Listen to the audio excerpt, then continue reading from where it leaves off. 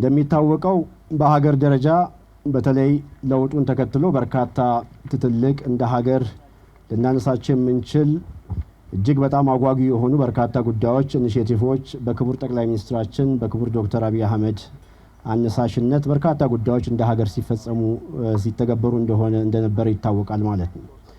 ከዚህ ውስጥ በበርካታ ጉዳዮች ክቡር ጠቅላይ ሚኒስትራችን ያቀዷቸውን ያሰቧቸውን ጉዳዮች ሁሉ እሳቸው ጋር ያለው አመራርም ይሄንን ተልዕኮ በመቀበል እያንዳንዱን ጉዳይ ቃልን በተግባር እየተረጎመን እስከ ዛሬ መተናል ማለት ነው።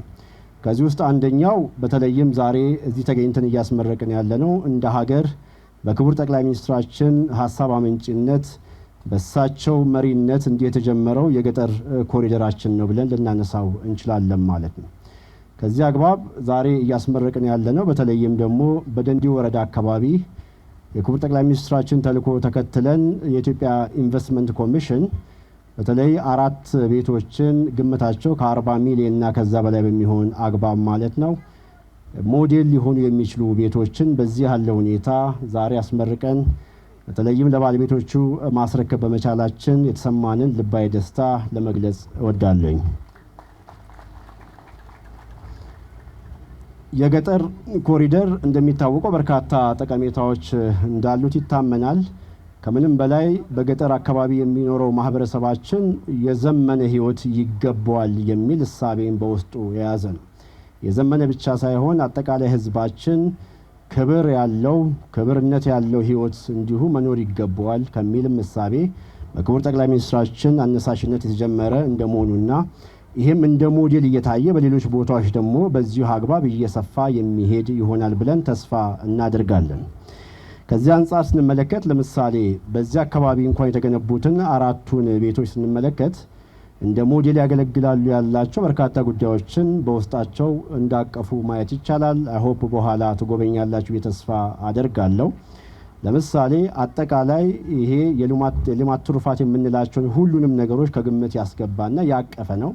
የንብ ቀፎ እንደምታዩት የንብ ቀፎ ያለው የዶሮ እርባታ ያለው እንዲሁም ደግሞ እንደምትመለከቱት የአትክልትና ፍራፍሬ ያለው ሰውና እንስሳት ተለያይቶ የሚተኛበት መሆኑንም በተግባር ያሳየንበት ከዚህም ባሻገር ሶላር፣ ቲቪ፣ አልጋ፣ ኪችን ካቢኔትና በርካታ ጉዳዮች እንዲሁም ደግሞ ከብቶችም ጭምር አስገብተን ሞዴል በሚሆን አግባብ በመሰራቱ ሁላችሁም የአካባቢ ማህበረሰብ በገገመት ደንጀቹን በርባዳ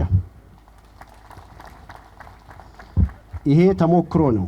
ቀደም ቤቶቹን ስናስመርቅ ክቡር ምክትል ፕሬዝዳንት ባሉበት አንድ እናት አንድ ነገር ነገሩን።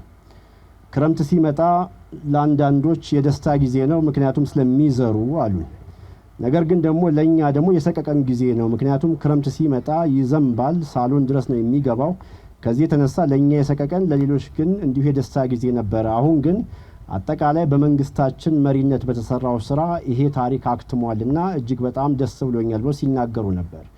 የሰዎችን እንባ ከማበስ በላይ እንደ መንግስት ሰው ተኮር ነን ስንል በተግባር እንዲህ ያሉ ጉዳዮችን ከመስራት ባሻገር ሌላ ማሳያ ስለሌለ ይሄንን የክልሉ መንግስት እንዲሁም ደግሞ የክልሉ የምዕራብ ሸዋ ዞንም ይሄንን ወስዶ አይ ቲንክ እያሰፉት አጠቃላይ በገጠር ትራንስፎርሜሽን ብሎም በከተማና በገጠር መካከል ያለውን ትስስርም እያሰፋ እንሄዳለን።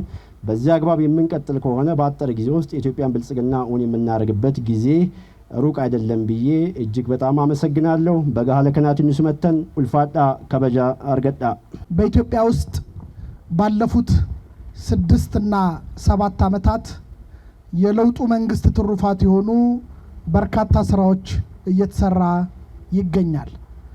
አዳዲስ ኢኒሼቲቮች በመከናወን ላይ ይገኛል።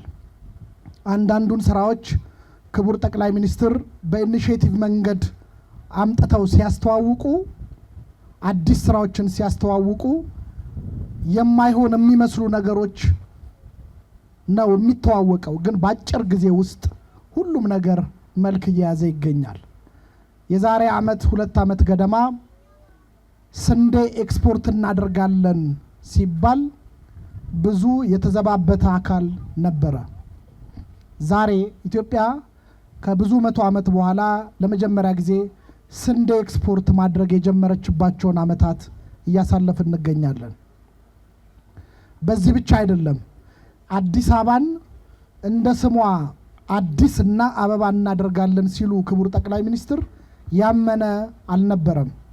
አዲስ አበባ ዛሬ በሚዲያ እንደምትመለከቱት አዲስና አበባ ሆናለች ብቻ ሳይሆን ብዙዎቹ የኦሮሚያ ከተሞች እስከዚህ እስከ ግንጪ እስከ አምቦ ትንንሽ ከተሞች ከአዲስ አበባ አንጻር አነስ ያሉ ከተሞች ሳይቀሩ ለመኖር ለመዝናናትና ለኢንቨስትመንት የሚመቹ ከተሞች እንዲሆኑ ተደርጓል። የከተማ ኮሪደር ስራ በሀገሩ ሁሉም አካባቢ እየተስፋፋ ይገኛል። የአገልግሎት አሰጣጥን ለማዘመን በመሶብ የአገልግሎት ማዕከል የተጀመረው ስራ እየተፋጠነ ይገኛል። አካባቢያችሁን ለመጠበቅ በአካባቢ የፍርድ ስርዓት የዳኝነት ስርዓት እርስ በራስ ህዝቡ ባለው በአካባቢው ባህል እርስ በራስ እንዲረዳዳ ተብሎ ለምሳሌ በኦሮሚያ እንኳን የቦንሳ ጎነፋ ባህላዊ ስርዓት የተስፋፋ ሁሉ በየክልሉ በርካታ ስራዎች እየተሰራ ይገኛል። እነኚህ ስራዎች ሲጀመር የሚያምን አልነበረም። በሌማት ትሩፋትም የጀማመርናቸው ስራዎች ክቡር ጠቅላይ ሚኒስትር አዲስ ስራ ይዘው ሲመጡ ማመን የሚቸገር በጣም ብዙ አለ። ግን ሁሉም ስራዎች እውን እየሆነ ይገኛል። ከቅርብ ጊዜ ወዲህ ደግሞ ክቡር ጠቅላይ ሚኒስትር የገጠሩ ነዋሪውን ህይወት የሚቀይር በአጠቃላይ ያኗኗር ዘይቤውን የሚቀይር የገጠር ኮሪደር ስራ ጀምረዋል። የገጠር ኮሪደር ስራ የገጠሩ ነዋሪያችን ደረጃውን የጠበቀ ጥራት ያለው ጤንነቱን የሚጠብቅ አኗኗር ይገባዋል ከሚል እምነታቸው የመነጨ ነው። ሽንት ቤት አለው፣ ሻወር አለው፣ ባዮጋዝ አለው፣ መብራት እንደምታዩት ሶላር አለው፣ የጓሮ አትክልት አለው፣ ሳሎን አለው፣ 3 መኝታዎች አሉት። ዛሬ በዚህ አጋጣሚ ልነግራችሁ የምፈልገው ይሄ ሞዴል ክቡር ጠቅላይ ሚኒስትር ከሀገሩ ህዝብ ውስጥ ከፍተኛ ቁጥር የሚይዘው የገጠሩ ነዋሪ በሚቀጥሉት 10 እና 20 ዓመት ሆኖ ማየት የሚፈልጉት እንደዚህ አይነት ህይወት እንዲኖር ነው። ይሄ ክቡር ጠቅላይ ሚኒስትር ሆነው ከኃላፊነት ከተረከቡበት ጊዜ ጀምሮ ወይም ከዛ በፊትም ጊዜ ጀምሮ በአእምሯቸው ውስጥ የኢትዮጵያ ገጠሬው ነዋሪ ህይወቱ እንደዚህ እንዲሆን ያስባሉ።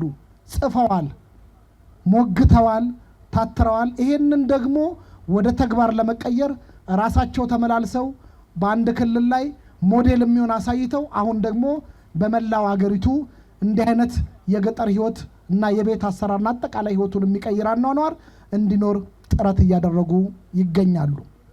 ዛሬ የእሳቸውን ኢኒሼቲቭ በመከተል የኢንቨስትመንት ኮሚሽን አመራሮች እዚህ አካባቢ እነኚህን ቤቶች ገንብተው አስረክበዋል። ዋናው ቁም ነገር ይህንን ቤት ከመረከብ ጎን ለጎን የክቡር ጠቅላይ ሚኒስትርን ራዕይ ለማሳካት እዚህ አካባቢ ያላችሁ አመራሮች፣ ህዝቡ፣ የአካባቢ አስተዳደር በመተባበር የገጠሬው ነዋሪ ህይወት በዚህ መንገድ እንዲቀየር መስራት ይጠበቅብናል። ይሄ በምድርም በሰማይም ትልቅ ጽድቅ እንደሆነ መውሰድ ይኖርብናል። ኢትዮጵያ ብዙ ሪሶርስ ያላት ሀገር ነች።